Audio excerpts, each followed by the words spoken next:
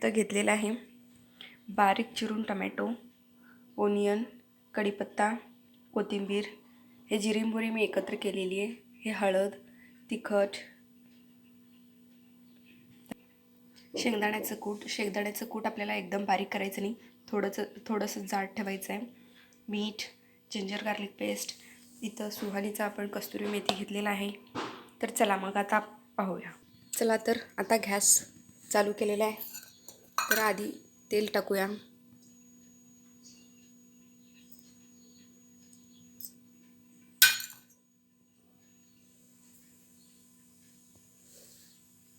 तेल इथं गरम झालेलं आहे. आता जिरी मोहरी टाकूया आपण.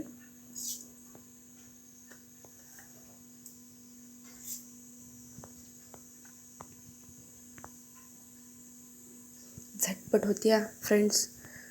10 ते 15 मिनटात ही भाजी बनून जाईल.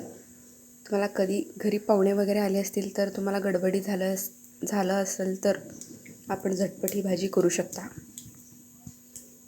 मस्त ही चटचटपणे उडू दे.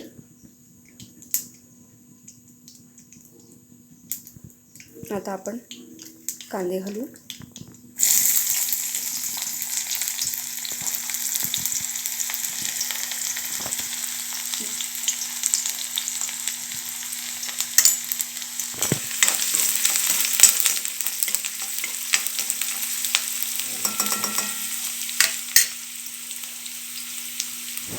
दहा 12 कढीपत्त्याची पानं घालू.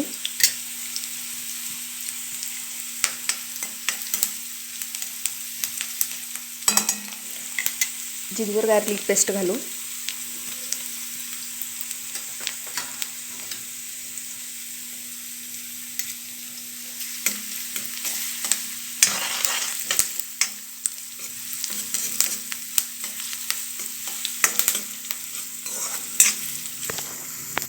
थोडे मऊ झाल्यानंतर आता टोमॅटो घालू.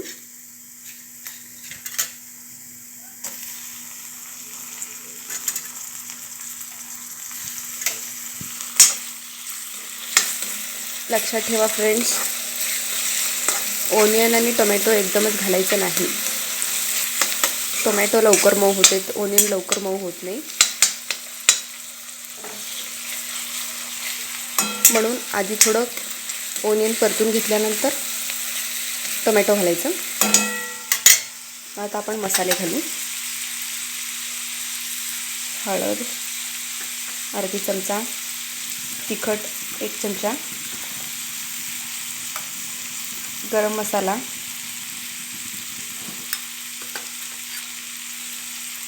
अर्धा चमचा, धनिया पावडर अर्धा चमचा. मस्त एकजीव करून घेऊया. तेल सुटेपर्यंत ह्याला नीट असं परतून घेऊया.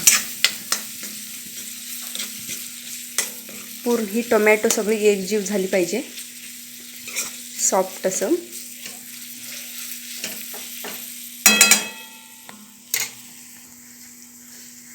थोडीशी मीठ घालून घेऊया.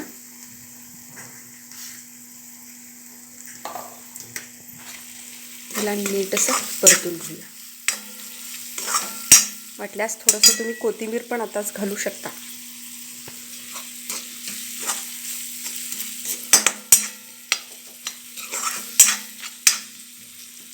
बघा फ्रेंड्स, किती भारी याचं टेक्स्चर सुटत आहे.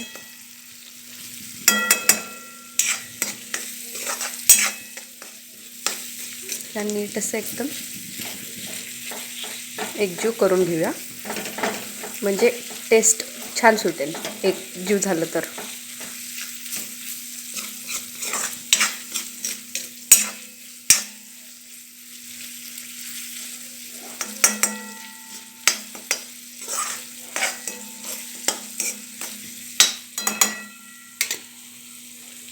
ही भाजी झटपट पण बनू शकते, पटकन, आणि चविष्ट पण लागू शकते. एकदम असं स्पायसी टाईप पण बनवू शकतो आपण ह्याला.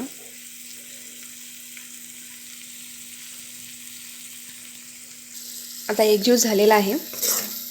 लक्षात ठेवा फ्रेंड्स, आपण कस्तुरी मेथी फोडणीत अजिबात कधी पण घालायचं नाही. ते कधी शिजते ना, आपण उकळवतो ना पाणी वगैरे घालून, तेव्हा घालायचं शेवटला. कारण त्याचं टेस्ट ह्यात सुटत नाही, ते पूर्ण ह्यात जळून जाईल. म्हणून ते कधी शिजतं ना सगळ्याच्या शेवटी कोथिंबीर कधी घालतो ना त्याच्या आधी 5 मिनटं घालायचं, म्हणजे एकदम मस्त स्वाद येईल. बघा तुम्ही बघू शकता किती भारी तेल सुटत आहे. आता शेंगदाण्याचं कूट घालू. मी शेंगदाण्याचं कूट एकदम बारीक करून घेतलेलं नाही. बघा तुम्ही बघू शकता एकदम थोडंसं असं जाड ठेवलेलं आहे. जास्त पण जाड चांगलं म्हणजे टेस्ट लागत नाही. बघा तुम्ही बघू शकता. ह्याला थोडं फ्राय करून घेऊया, म्हणजे मसाला सगळं व्यवस्थित कूटला लागेल, शेंगाच्या कूटला लागेल.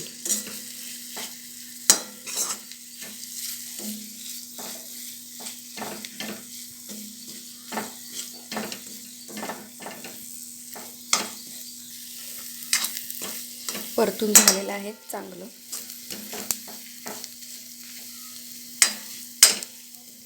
तर आता आपण थोडंसं पाणी घालूया. लक्षात ठेवा फ्रेंड्स, जास्त पाणी घालायचं नाही. शेंगाची भाजी जास्त पातळ चांगली लागत नाही. थोडंसं घट्ट असेल तर चांगलं लागेल.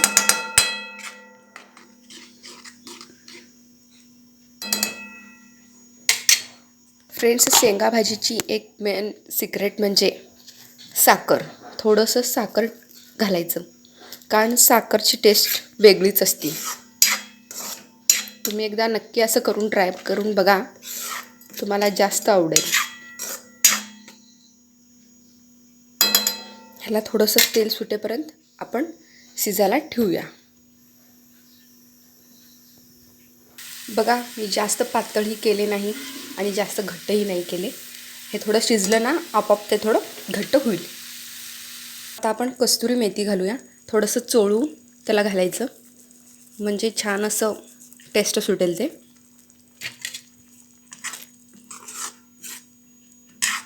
तुम्ही बघू शकता किती भारी दिसत आहे. टेस्टला देखील एवढीच भारी असेल.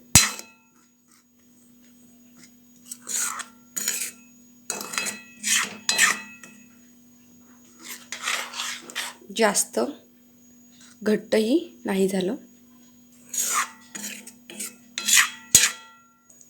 बघा तुम्ही बघू शकता मस्त असं तेल सुटत आहे.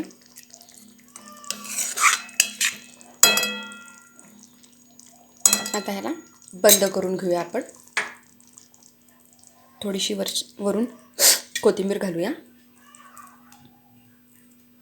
चला तर फ्रेंड्स, तुम्ही नक्की कळवा, एकदा ट्राय करून बघा. नक्की तुम्हाला खूप आवडेल. तुम्ही केलात तर तुमच्या फॅमिलींना पण खूप आवडेल.